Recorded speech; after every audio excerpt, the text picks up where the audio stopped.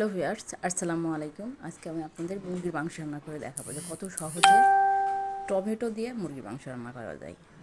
আসলে খুব সিম্পলি আপনারা এটা রান্না করতে পারবেন। এখানে মশলাগুলো দেখাচ্ছি যে টমেটো, পেঁয়াজ, রসুন, আদা এবং কিছু শুকনা মশলা আমি ব্লেন্ডারে ব্লেন্ড করে নিয়েছি। আপনারা চাইলে পাটাতে বেটে নিতেও পারেন।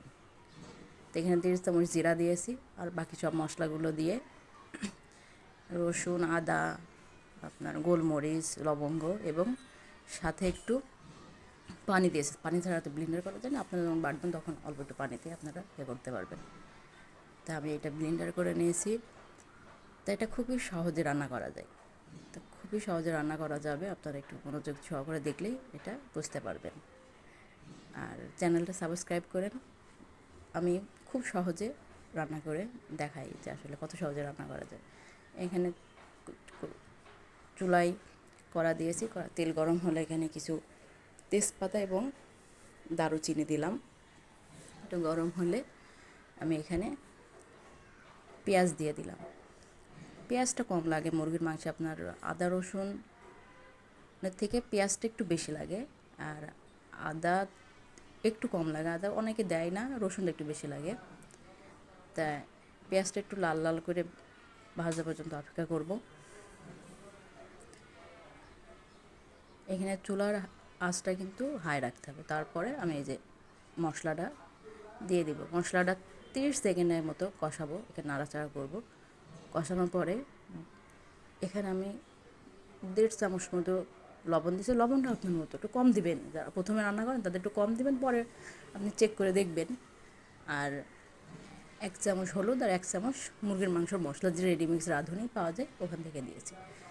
এই আদা, এই আপনার হচ্ছে হলুদ এবং লবণ দেওয়ার পরে 10 সেকেন্ড মতো জাল দেবেন, কারণ শুকনো মশলা কিন্তু তাড়াতাড়ি ভেজে যায়, তখনই কিন্তু আপনার তরকারির টেস্টটা নষ্ট হয়ে যায়। এই জন্য 10 সেকেন্ডের পরে পানি দিয়ে দেবো। একটু পানি দেওয়ার পরে আমরা অপেক্ষা করবো যে উপরে তেল ভাসা পর্যন্ত। এখানে নাড়াচাড়া করতে হবে এবং চুলার হিটটা অনেক হাই রাখতে হবে।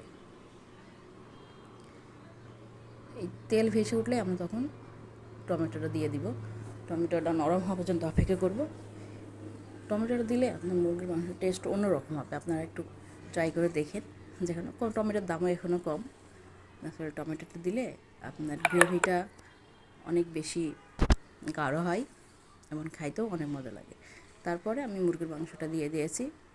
আগে আমি ওয়াশ করে পানি ঝরায় রাখছিলাম।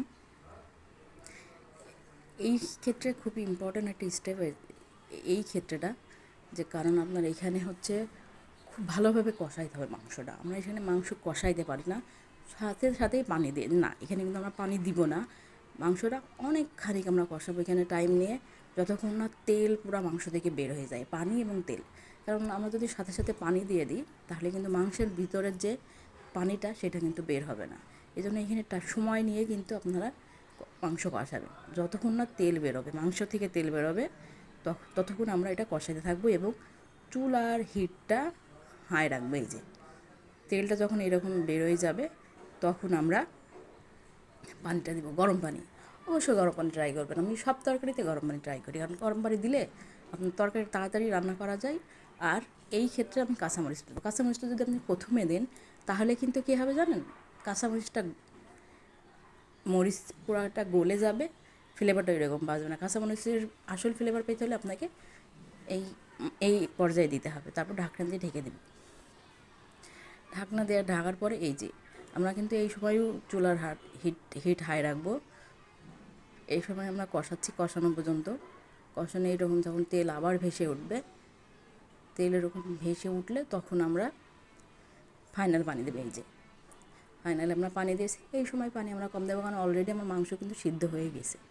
এখানে যদি আপনি বেশি পানি দেন তাহলে কিন্তু মাংস একবার নরম হয়ে যাবে। তারপর একটু ঢাকনা দিলেই আপনার হয়ে যাবে। এই যে তেল হালকা করে তেল ভেসে উঠেছে, এই পর্যায়ে আমি দারুচিনি গুঁড়া, অল্প করে আপনি দারুচিনি গুঁড়া দিয়ে দিবেন। দিয়ে দিলে টেস্টটা অন্যরকম পাবেন। টেস্টটা কিন্তু খুবই দারুণ লাগবে। আপনি এই সময় যদি একদম লাস্ট পর্যায়ে দারুচিনি গুঁড়াটা দিবেন, দেওয়ার পরে ঢাকনা দিয়ে ঢেকে দিবেন। ঢাকনা দিয়ে ঢাকার পরে আমরা কী করব, গ্যাসের চুলাটা বন্ধ করে দেবো। বন্ধ করার পর চুলাইতেই আমরা রাখবো 10 মিনিট মতো।